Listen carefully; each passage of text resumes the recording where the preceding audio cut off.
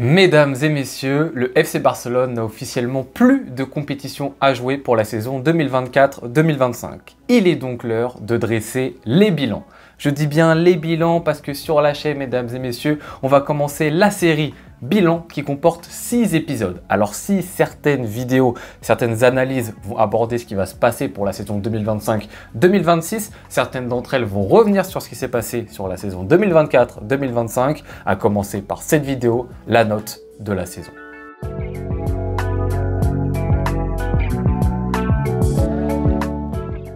Mesdames et messieurs, j'espère que vous allez bien. Première vidéo de la série Les bilans de la saison du FC Barcelone. Nous allons procéder exactement de la même manière que nous avons procédé l'année dernière. Une note sur 20 du côté du FC Barcelone qui est divisée en 4 segments. 4 petites notes de 5. En premier lieu, le contexte du FC Barcelone. En second lieu, la manière qu'on a vue sur cette saison. En troisième temps, l'amélioration de l'équipe, du collectif et des joueurs. Et en quatrième point, les résultats du FC Barcelone. Ces 4 notes sur 5 additionnées vont former une note sur 20.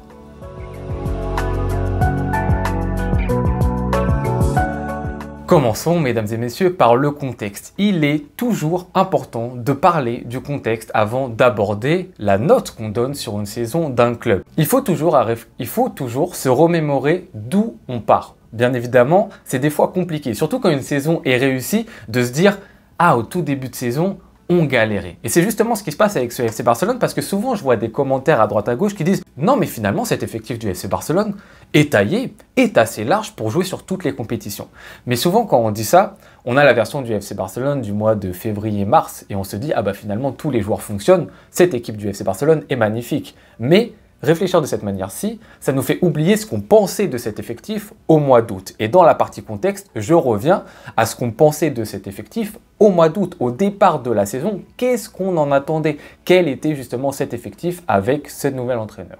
Donc reprenons le contexte. La chose de positive, et c'est peut-être l'unique chose de positive par rapport à cette année 2024-2025 côté Barça, par rapport à l'année 2023-2024, c'est l'expérience des joueurs. Et on oublie souvent de le citer parce que souvent quand on compare l'effectif qu'a pris Xavi sur cette dernière année et l'effectif de Flick, on dit « Ah, il y a beaucoup de manquements côté Flick ». Mais on oublie de préciser quelque chose, c'est que Flick, quand il reçoit certains joueurs du côté du FC Barcelone, certains joueurs, et surtout ces jeunes joueurs, ils ont plus d'expérience quand il les prend à l'été 2024 qu'il n'en avait à l'été 2023. Quand Xavi prend par exemple des Fermín López, quand Xavi prend des Cubarsí, quand Xavi prend des Lamine Yamal, à l'été 2023, sur toute la saison 2023-2024, ces joueurs-ci sont encore des joueurs nouveaux dans ce paysage de l'équipe A. En revanche, quand Flick arrive, ces joueurs que sont Fermín López, Lamine Yamal, pour ne citer que, ce sont des joueurs qui ont déjà de l'expérience. Fermín López a vécu une saison pleine, il a vécu même les Jeux Olympiques. Lamine Yamal a vécu une demi-saison pleine, a vécu l'Euro. Cubarsí a vécu également les Jeux Olympiques et a vécu une demi-saison pleine. Donc quand Flick reçoit ces joueurs à l'été 2024, ce ne sont pas les mêmes joueurs qu'à l'été 2023. Donc quand on compare ça, oui, l'expérience va plus du côté de Flick parce qu'il reçoit des joueurs et surtout des jeunes joueurs de la Masia du côté du FC Barcelone qui ont plus de savoir-faire et d'expérience. Mais ça, vous inquiétez pas, c'est la seule chose positive qu'a en plus Flick. Parce qu'ensuite, il va cumuler deux choses négatives. La première, c'est au niveau tout simplement de la profondeur, de la largeur d'effectifs et des joueurs qu'il va avoir. Du côté de Xavi, tu avais des joueurs qui étaient Joao Félix, Gundogan et Cancelo, notamment, je peux même rajouter du petit Oriol Romeu à droite à gauche, qui étaient des joueurs que n'a pas eu Flick. Flick a eu la perte justement de ces joueurs-ci, qui apportaient pour certains de l'expérience, pour d'autres de la qualité, pour d'autres à minima un petit peu plus de profondeur de banc. Je pense notamment à Joao Félix. Et du côté de Flick, on n'a eu que l'arrivée finalement de Dani Olmo. Alors vous pourrez me dire Pau Victor, ok, on prend Pau Victor si vous voulez, mais il y a Marc Guiu qui est parti de l'autre côté. Donc si vous voulez, ça s'égalise un petit peu à ce niveau aussi. Donc sur l'effectif que tu vas avoir en termes de profondeur, tu es perdant du côté de Flick. Deuxième chose négative dans le contexte du FC Barcelone, tu as des joueurs que recueille Flick qui ne sont pas encore au niveau et qui ne sont pas encore totalement remis de blessures qui sont importantes. Araujo arrive blessé, c'est-à-dire qu'Araujo ne va pas faire la préparation, il va mettre du temps à revenir dans le groupe. Il revient quasiment que pour la deuxième partie de saison. Frenkie de Jong, c'est quasiment la même chose. Alors il revient vers novembre, etc. Il revient vraiment à un certain niveau en deuxième partie de saison. Gavi, c'est pareil. Tu reprends Gavi qui a été blessé carrément 1 an, une énorme blessure. Il faut qu'il se réacclimate à tout ça, qu'il retrouve du rythme. Ça, c'est des gros points négatifs. Parce que déjà que tu as un effectif qui n'est pas si large que ça, en plus, certains de tes joueurs importants, parce que ça reste des joueurs importants au départ de la saison, ils ne sont pas totalement fit, totalement prêts physiquement. Et en plus de tous ces points-là, tu rajoutes le fait que Hansi Flick soit un nouvel entraîneur, qu'il y ait un nouveau staff et donc du changement du côté du FC Barcelone. Donc ça n'apporte pas une continuité, ce que je juge toujours un petit point négatif. Même si on pourra dire finalement c'était peut-être quelque chose de positif de ramener un nouvel entraîneur et de créer un impact au niveau du mental pour les joueurs. Mais ça change, donc il faut créer une nouvelle dynamique. La sauce va-t-elle prendre? La sauce ne va-t-elle pas prendre? On ne sait pas, c'est une question. Donc si on englobe tout ça, ça forme le contexte du début août pour le FC Barcelone qui arrive après une saison blanche également, donc avec certaines incertitudes. Donc pour conclure sur ce contexte, vous l'avez compris, on est loin d'être sur un contexte qui est positif du côté du FC Barcelone quand on démarre la saison. Encore une fois, on prend le contexte au mois d'août. C'était vraiment pas bon l'année d'avant sous Xavi 2023-2024. C'est pas forcément mieux sous Flick. On a vu les plus, on a vu les moins par rapport à ça. Maintenant, la note. Plus je mets une note haute sur 5, plus ça veut dire que le contexte n'est pas bon, hein, bien évidemment. Et bien ma note sera de 4 sur 5 pour cette saison.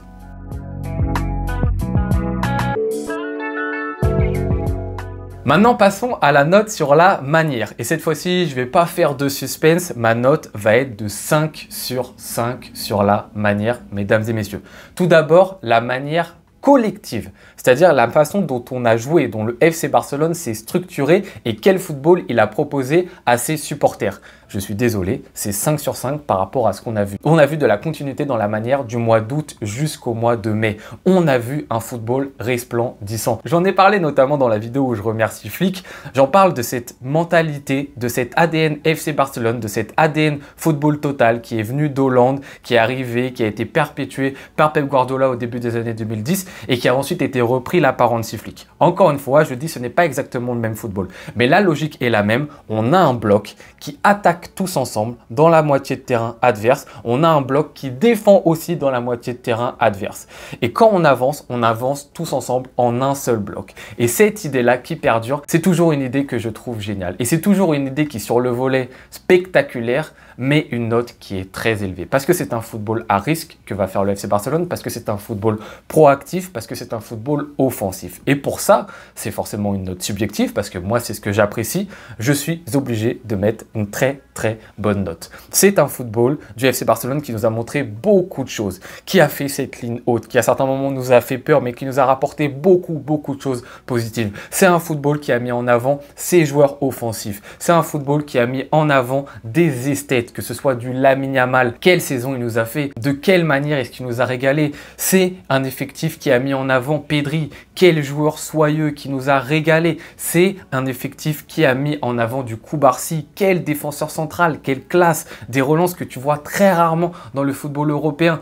Tous ces joueurs-ci, ce sont des joueurs qui ont sublimé l'art du FC Barcelone, l'art collectif du FC Barcelone. Donc en plus d'avoir ce volet justement d'effectif global, tu as le volet aussi individualité dans la manière. Et en plus de ça, je rajoute les gros matchs spectaculaires qu'on a vus du côté du FC Barcelone en termes de score contre des gros clubs, que ce soit le Real Madrid, que ce soit le Bayern Munich par exemple, que ce soit le Borussia Dortmund au match aller, des énormes scores contre des grosses équipes. Ça forcément dans la manière ça va compter parce que tu vois beaucoup de buts et les buts, les occasions, ça compte dans la manière, mais aussi les matchs où on est revenu au score. Les remontées du FC Barcelone cette saison, elles ont été au nombre de 5, 6, 7, elles ont été totalement folles. Et ça aussi, ça rentre en compte dans la manière, ça rentre en compte dans l'histoire de ta saison. Et pour toutes ces raisons-ci, que ce soit le jeu développé, que ce soit l'histoire des matchs, je suis obligé, je me sens obligé de mettre la note parfaite de 5 sur 5.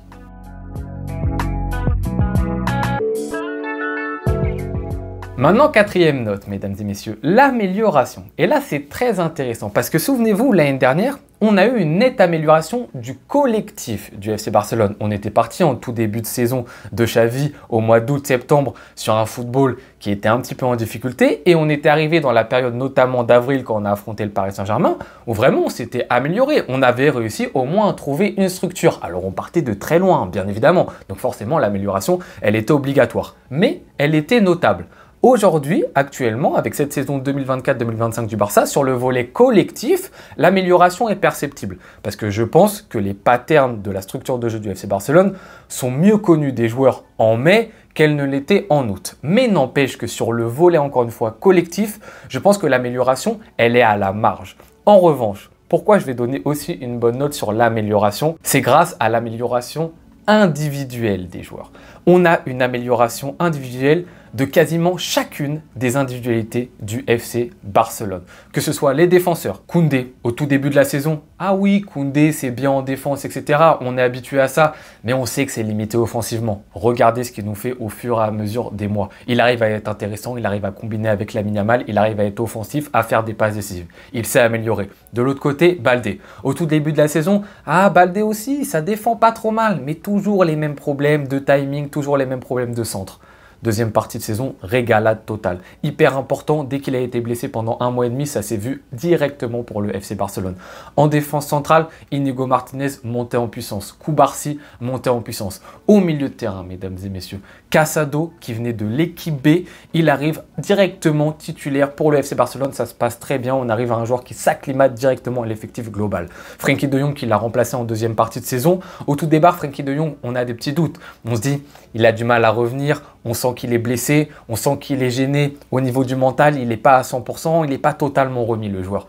Il monte de niveau en niveau toutes les semaines, plus fort Frenkie de Jong. Il arrive sur la fin de saison, c'est limite l'un des 3 meilleurs joueurs du FC Barcelone dans les derniers matchs. Super amélioration de Frenkie de Jong. Pedri, également amélioration individuelle. On n'a pas le même Pedri en deuxième partie de saison qu'en première partie, notamment à travers le jeu, parce qu'on l'a dit, il y a eu des ajustements du côté collectif du FC Barcelone. On a donné plus de pouvoir et on a responsabilisé le milieu de terrain, mais Pedri est devenu l'élément principal de ce FC Barcelone. Il est devenu son métronome dans la deuxième partie de saison surtout. C'est là où il a enchaîné justement les matchs MVP. Donc amélioration également de Pedri. En attaque, Lamine Yamal, ses meilleurs mois de la saison, c'est quand?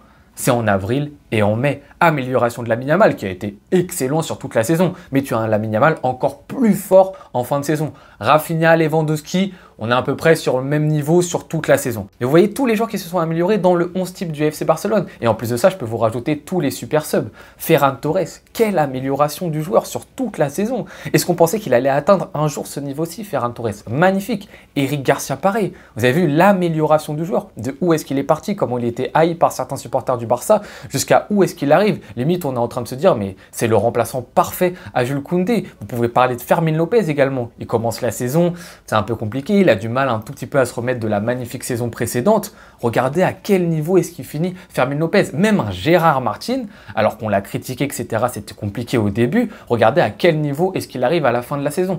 Tous ces jours-ci, sur le volet individuel, il y a eu une énorme amélioration. Donc si oui, sur le volet collectif, l'amélioration se voit, mais elle est à la marge. En revanche, l'amélioration sur le volet individuel du côté du FC Barcelone, elle est spectaculaire. Donc pour ces raisons-ci, je vais mettre la note de 4 sur 5 sur l'amélioration.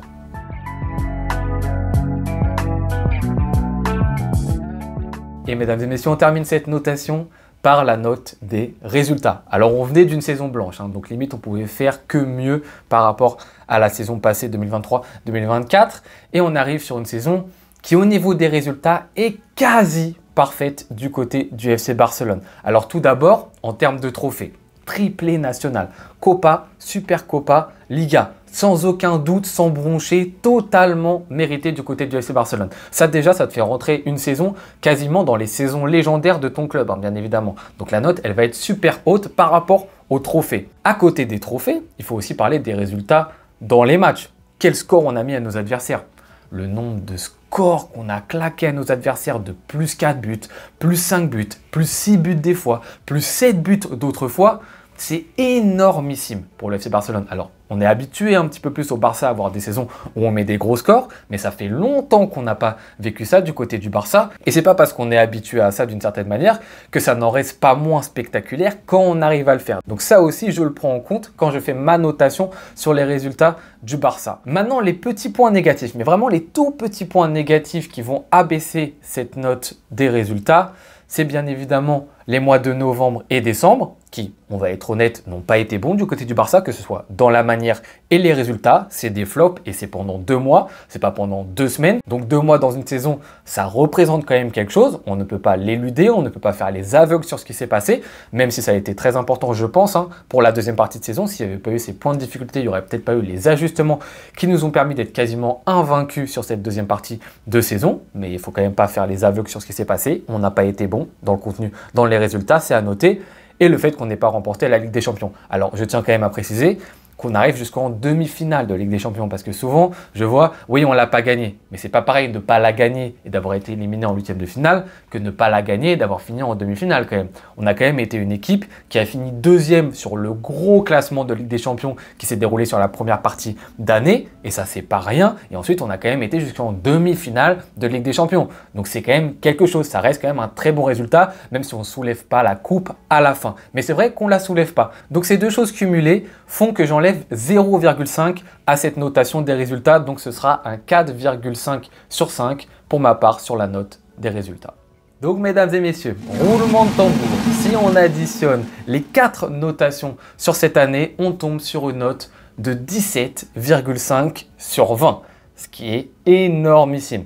L'année prochaine, ça va être dur d'atteindre le même niveau. Déjà, tout d'abord, le contexte sera normalement pas aussi difficile, donc on partira pas sur une aussi bonne note, aussi grosse note entre guillemets sur le contexte. On espère qu'elle sera meilleure parce qu'on espère avoir encore plus de trophées, mais cette année quand même ça a marqué un gros coup. 17,5 sur 20, c'est pour encore une fois vous montrer que cette année, il faut l'apprécier du côté des supporters. Même si encore une fois, on le répète, on a la frustration de cette Ligue des Champions, soyons au courant, soyons heureux de ce qu'on a eu, de où on vient, de remercier bien évidemment Flick, de remercier bien évidemment les joueurs, de remercier bien évidemment le staff, parce que cette saison, elle est fantastique. Encore une fois, de où on vient, c'est-à-dire un Barça qui est encore à certains moments en reconstruction, qui n'a toujours pas son stade et qui essaie de faire du mieux qu'il peut. Et là-dessus, on a réussi à faire une saison à 17,5.